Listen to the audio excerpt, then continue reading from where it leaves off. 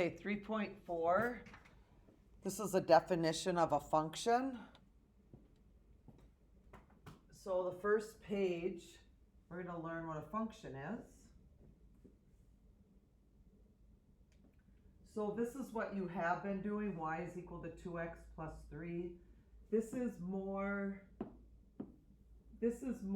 for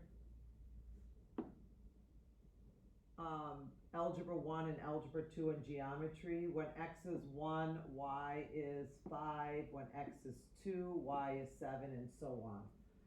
When you get into higher level math classes, we use functions instead. And this is what a function looks like. And you saw this in Algebra 2 last year also. Y is no longer y anymore. Y is now function of x, or g of x, or m of x. These are all just called functions, but the right hand side stays the same, 2x plus 3, 2x plus 3, and 2x plus 3. You do the same thing on the chart, except the chart has an x and an f of x because the y changed into a function of x instead. But x is 1, y is 5 still, x is 2, y is 7, so that hasn't changed. What changes, which is really important when you get into higher level, especially calculus, the ordered pair is 1 comma 5 for this one, 1 comma 5. The ordered pair now, the older you get, they don't say 1 comma 5, they say f of 1 equals 5 is the ordered pair. F of 2 equals 7 is the ordered pair. So that's the difference between y equals 2x plus 3 and the function of x equals 2x plus 3. Okay, part 1. All you're doing, let's just make this positive, x squared plus 3. All you're doing is, in part 1 for today's assignment, is they want you to find what f of 2 is. So all you're doing is, in place of x, you're replacing the x with the 2. So over here, in place of x, you're going to put a 2. And then you're going to solve, and you're going to get 7. Maybe it's f of a negative 3. So you're going to put a negative 3 in for x, square it, and add 3. Anything squared is going to be a positive value. A negative 3 times a negative 3 is 9 plus 3 is equal to 12. So all you're doing is substituting in place of x what the number stands for. And that's the first part of the assignment. Okay, the second part of the assignment, again, let's make this a little bit easier. Let's make it 3 plus x squared. Find the following if 3 plus x squared. So in the last problem, you substituted in place of x a number. In part A, all they want you to do is replace the x with the a. So the final answer is 3 plus a squared. Everybody see what I did? I just replaced the x with the a. Now, they want you to replace the x, not with an x anymore. They want you to replace the x with an a plus h. So now this is what it's going to look like. 3 plus, you're going to replace the x, so you leave that little 2 up there, that exponent of 2, but you're going to replace the x with an a plus h. And then you're going to reduce this to 3 plus, how many 8 plus h's? 2 of them, which equals 3 plus a squared plus ha plus ah plus h squared, which equals 3 plus a squared plus 2ah's plus h squared. Okay, now the next part is putting this all together. So you have to get A right, and you have to get B right to probably get C right. So all you're going to do is you're going to put f of a plus h first, and f of a plus h, remember, is all of that, so I'm just going to recopy it down.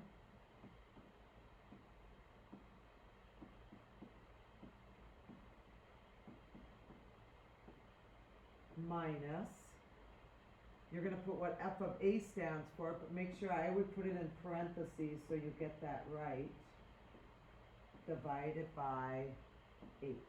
So everybody see what I did? I used the a and the b, and I just, what the answers were for a and b, I just put for my c, and then, see that negative sign? You have to distribute that to both of them, so you get 3 plus a squared plus 2ah's plus h squared minus 3 minus a squared all over h.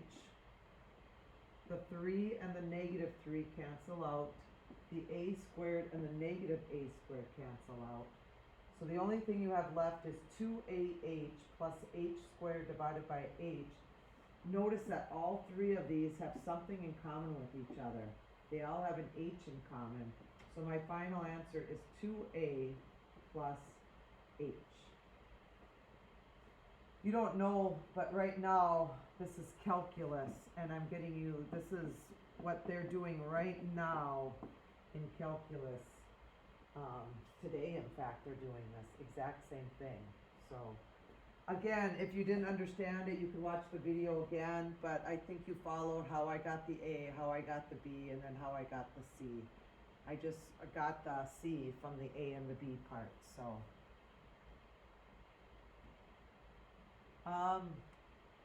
You know what? Let's just do one more of those. I don't think it's gonna hurt to do one more of those. Let's do f of x equals x plus 2. So the A part is to do f of a. The B part is to do f of a plus h. And the C part is f of a plus h minus f of a all over h. Okay, obviously this one's a little bit easier because there's no squared right here, you guys. So that's why this is going to be a little bit easier to do than the last problem. But I think on the test, there'll be a square on there. But I was just going to run through it again. In place of x, you're going to replace it with an a. So for a, it's just a plus 2. In place of x for b, your x's are no longer x's. Your x's are now a plus h. So I'm going to replace the x with a plus h, but there's still a 2 right there. And that's all you can do for that. And now comes the c. You get the c from the a and the b. So the answer to the b is this. So you're going to put that right there. So it's going to go a plus h plus 2 minus, and then the f of a is going to go right here, but make sure when you do the negative, you put parentheses around the f of a, all divided by h.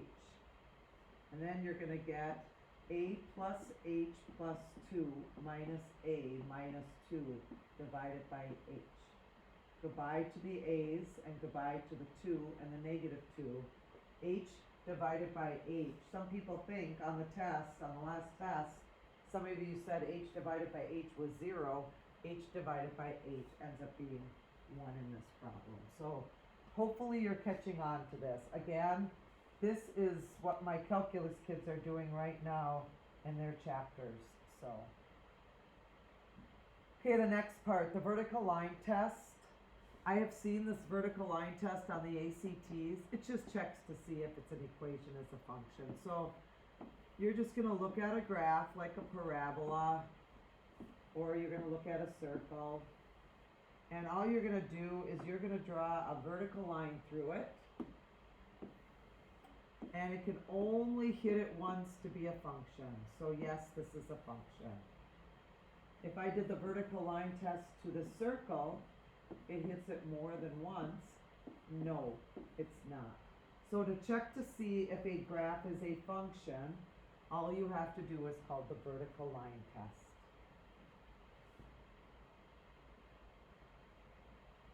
Okay, you're supposed to find the domain and the range of these graphs. So how do you find the domain and range of a graph? And again, the domain are your x values. Maybe I'll write it right here. The domain equals your x values, and your range equals your y values. So if you look at your x values, this is the x-axis. I'm going to go from a -4 to a +4, that graph goes. Interval from a -4 to a +4. That's my domain. The range are my y values from the bottom, and the lowest value it is 0, and the highest value is 4, so my range is from 0 to a +4. The domain, again, are your x values, your range are your y values. And you talk about domain and ranges whenever you deal with functions in math. The next one, the domain are your x values. Notice that your x starts at 0, and notice that it goes on and on and on forever, so it's going to be from 0 to infinity is the domain. The range starts from the bottom and goes up. The domain starts at 0 and goes to infinity. So that's how you find the domain and range, by looking at a graph. Looks like we only have 2 more templates to go. So here's a graph, just to show you that this is a -5 and it goes to 7. So they want you to find the domain of this graph, kind of what we did last section. It goes from a -5 to a +7. Your x values go from a -5 to a +7. Your range are your y values, and remember you start from the lowest and look at how low you are. Your lowest is a -1 to the highest y value, and your highest y value is 2. So your domain and your range. And then they're just going to ask you, what is f of 1? So you're going to go over and look at f of 1. Remember, f of 1 is just a point in function form. I want to go back to that again, you guys. All the way back to page 1. I just want to show you back here. Back in the olden days, the ordered pair is 1, 5, but f of 1 equals 5. These mean the same thing. This is just a point written 2 different ways. So all they're asking you in this part, which is right here, is what is f of 1? So they're just asking you for the point. The point at f of 1. 1 stands for the x value, is right here. 1, -1. f of 1 is equal to a -1. All x's such that f of x equals 1. Remember, f of x stands for the letter y. What are all the x's such that the y's equal 1? The y's equal 1. Well, here's the spot where the y equals 1. Here's a spot where the y equals 1. Here's a point where the y equals 1. And here's a point where y equals 1. So for D, what's all the x's such that the y's equal 1? I'll give you one of them. And I'm going to write them as f of, f of a -4 equals 1. F of a -1 equals 1. F of 3 equals 1. And f of 5 equals 1. So those are all the points where the y value equals 1. Where are all the x's such that f of x is less than 1? Don't worry about this problem. When you get to that one, just skip it. You don't have to do that one for your homework. I just want you to find out where the points are. And the last part of the assignment, they want you to find the domain. Some of you have graphing calculators, and some of you will have to use the DESMOS app. You'll have to load up a graphing calculator on your iPad. So what I want you guys to do later on is to load a DESMOS app. It's a graphing calculator app. And what you have to do is I want you to load in y equals root x squared minus 25 into your DESMOS app, and it'll give you the graph of it. So for the last part of the assignment, I'm gonna let you use your iPad. So when you take your test, I'm gonna ask you to do the problems that need the DESMOS app to help you do it for the test. So I'm gonna use my graphing calculator really quickly, and I'm just gonna type in x squared minus 25, and I'm gonna show you. What I want you to do is I want you to graph it. 1, 2, 3, 4, 5, and it's a closed dot, and it looks like this, and then it's 1, 2, 3, 4, 5, and it's a closed dot, and it looks like that. So for the first part of part 6, I want you to use a DESMOS app on your iPad, a graphing calculator app, to graph it. And then once you have the graph, I want you to name the domain. The domain is a negative infinity to a negative 5, union with 5 to infinity. And that's all you're doing for this part. So I'm just gonna do the last part. I'm just gonna graph this last one here, which is 4x over 6x squared plus 13x minus 5. So you're gonna put this into your graphing app. And this is what the graph looks like.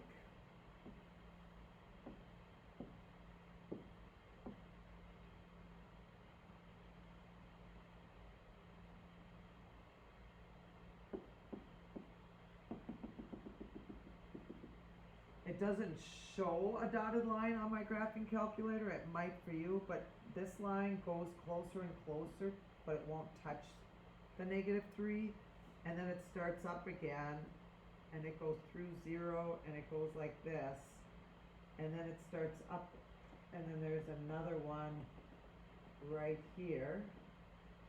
And if you don't know what those numbers are, what I'm going to do over here is I know that you learned in the last chapter that it's undefined, or maybe you learned in the last section that you cannot have 0 in the denominator in math. So I'm just going to quickly factor this.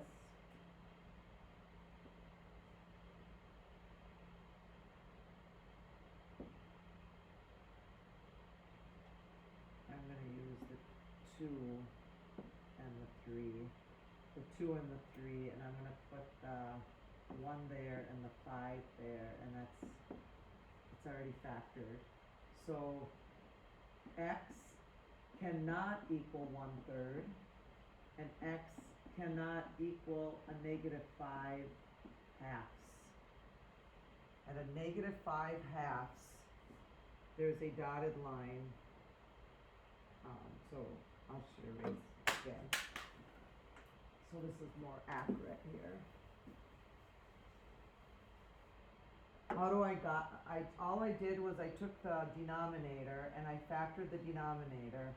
If x equaled either one of these numbers, you would have 4x divided by 0 in the denominator.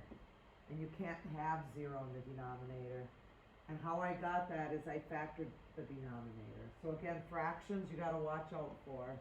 So I know I have a vertical asymptote at a negative 2.5. And I have another vertical asymptote at 1/3. And then my graph looks like this.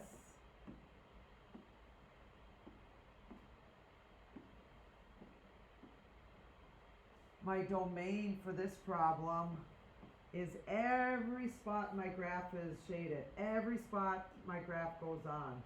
My domain for this problem is a negative infinity to a positive infinity. It's everything from a negative infinity to a positive infinity, except I cannot cross over a negative 5 halves or 1/3. That's one way of stating the domain. Another way you can state the domain on the test is list them all. From a negative infinity to a negative 5 halves. Union with a negative 5 halves to 1/3. Union with 1/3 to infinity. This down here, this long one, and this one right here mean the exact same thing, because it's everything except a negative 5/2 and 1/3. Okay, so let's talk about this one more time. Notice that this one does not have fractions, so there is no vertical asymptote, so you don't have to worry about it. It's only if you have a denominator do you have to watch out for a vertical asymptote. So watch out for it, and you can always factor the denominator on the test. So, okay, that's all the notes for 3.4.